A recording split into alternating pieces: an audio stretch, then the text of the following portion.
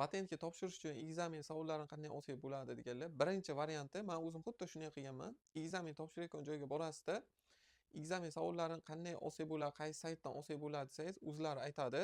Menga mana shu saytni bergan, shu saytdan tayyorlanganman, lekin bu platniy adashmasam, men Copy Center'dan chiqarib olganman. Hammasini qog'ozga shablon qilib uyga o'tirib yodlaganman. Savollar hozir o'zgargan, patentga ham qiyinlashgan. Men 3 martaga o'tdim grajdanskiy topshirganimga ham. Birinchisiga oson o'tib ketasan dedilar, tayyorlanmay bordimda. Birinchisiga qildim, ikkinchisi picha hayajonlanish bo'ldi.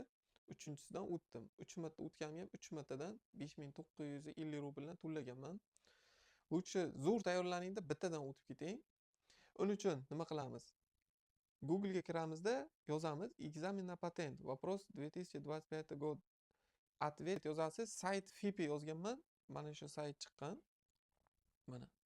Mana shu yerdan tanlaysiz. Xohlang patent uchun, xohlang VNJ, RVP uchun tanlaysiz. Mana patentga bosasiz, chiqaradi mana savollar. Xohlang telefondan mana o'rganing. Yodlasangiz mana bittadan o'tib ketasiz. Укажите флаг Российской Федерации mana. Mana birda tanlaysiz. Mana shunday qilib tanlab chiqasiz.